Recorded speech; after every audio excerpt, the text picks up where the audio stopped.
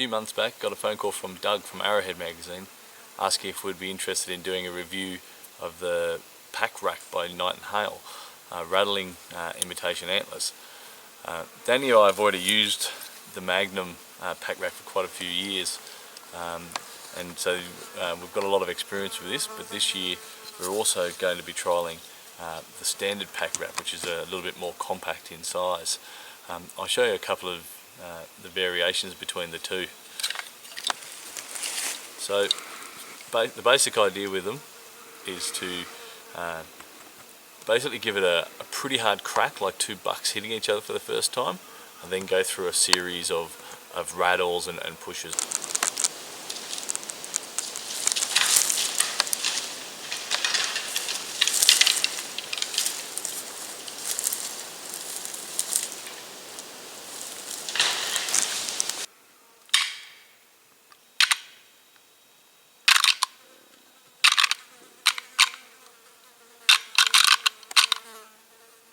Then I tend to have a bit of a pause. Generally you'll find fellows will hit each other and push each other around. They might pace around each other, then they'll hit each other again. And then once I've done that 2 or 3 times, pretty much wait for up to about 15-20 minutes depending on the time of the rut it is.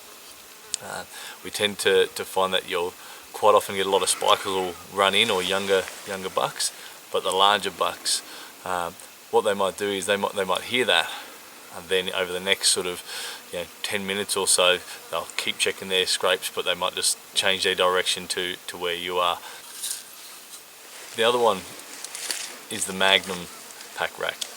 Danny and I have been using this probably for the last 4 or 5 years with a lot of success, taking quite a few good bucks using this, and rattled in numerous amounts. So essentially the exact same process we go with the rattling sequence, but as you'll see they quite a different sound.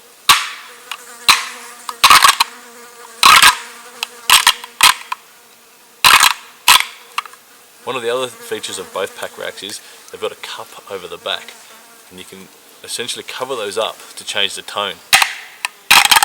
So that's with them covered quite deep, and with them uncovered, so you can really sort of change the tone to sort of what you see fit, and to really try and imitate that to the best of your ability.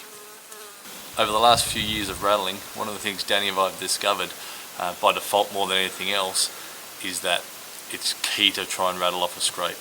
Many times in the past when we started rattling, we'd set up over a nice bench or gully with a game trail and would rattle, only to find that a buck had come in and he'd head in but not really within shooting distance.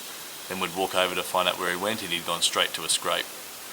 That happened to us numerous times in the early days of doing it, and ever since then, where possible, we'll try and spot a scrape and then set up off that scrape. Essentially a scrape like this is well used. There's lots of rub trees around. There's quite a few other small scrapes in this general vicinity. What we'll do is we'll set up around about 20 to 25 metres back from the scrape. Basically whatever the terrain allows, if there's enough cover to allow you that bit of movement and to draw. Sometimes you'll find that they'll run in so fast it happens and you've really got to be ready to go. Other times we'll wait up to 20 minutes after we rattle, and you'll find a big cagey old buck just wander his way in. Another key period we find great for rattling is in that last sort of hour of light.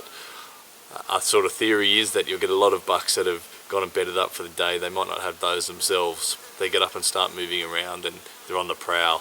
So you put those antlers together, they think there's 2 bucks fighting, and they think there's an easy opportunity to come in and steal some does without having to fight themselves. One of the things that we do find is we quite often will set up on the edge of improved pasture and some of the thicker areas of bush on the property. One of the things we've noticed is quite often after your rattle, after 2 or 3 minutes you'll notice that quite a big buck has come in, but what he'll do, he'll stand right on the edge of the timber before committing. So it's really important to stay concealed and make sure that you're not making excessive movement.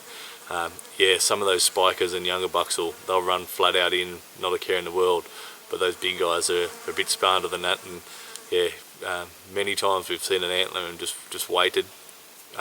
We quite often combine it with a doe call as well, so once you get them in there and you see them sort of hanging around or looking, you won't rattle again what we'll do is we'll do a series of doe calls, and that tends to bring them in to commit them the whole way.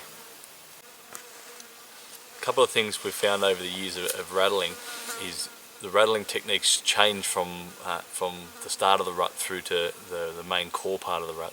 So in the pre-rut, end of March, start of April, from down south here where they rut a little bit later, we tend to find that you can rattle from first thing in the morning. You'll get a lot of spikers come in, a lot of young bucks, but very few of the sort of older bucks down here.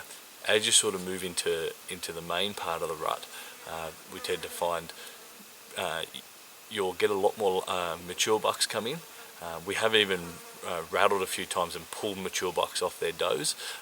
We've got some great footage of one last year which he had some does, but he was being really aggressive on a tree, and I couldn't get in to stalk on him because there were so many does around him.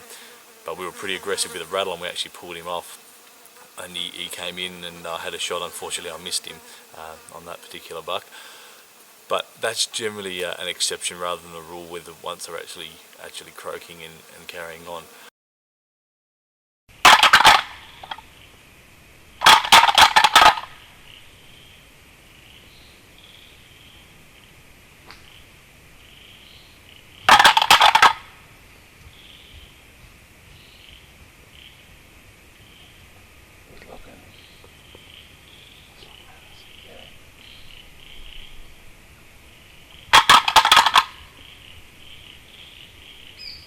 Here he comes.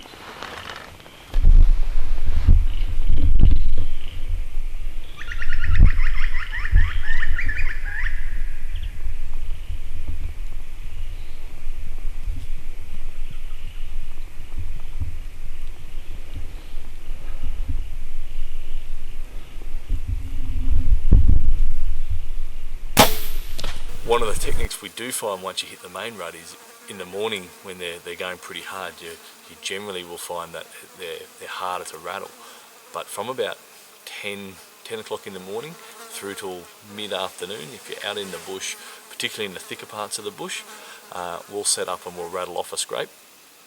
So we'll find an active scrape, particularly if it's got a good game trail running near it, pull ourselves back 20 or 30 metres, put the shooter slightly off from where the video camera and rattler is, depending on the environment, but normally sort of 2 to 5 metres away from each other. Because one thing we have found is that the bucks are incredible at pinpointing where you are. So you'll rattle before you even see the buck, but that buck will come right into where you are. Only an hour ago, Danny and I put the rattles together, and we had 2 spikers and a young buck come in, and the 2 spikers ended up walking to probably around about half a metre of Danny before they smelled him and took off and almost knocked him over. But yeah, so the reason we find that works is during the morning you get a bit of grunting, a bit of fighting between the bucks, but during the day those bucks which may have been pushed off their does for the night or for the morning, they'll tend to wander and they'll be looking for more does, and yeah, if they hear any bit of action they'll be straight in. So we've probably rattled more bucks in the main part of the rut during the middle of the day. Using these techniques and the Night and Hale pack rack system, Danny and I have rattled in some exceptional bucks. If you'd like to give the Night and Hale pack rack system a go, contact Brock at Mystic Marine Archery and Outdoors.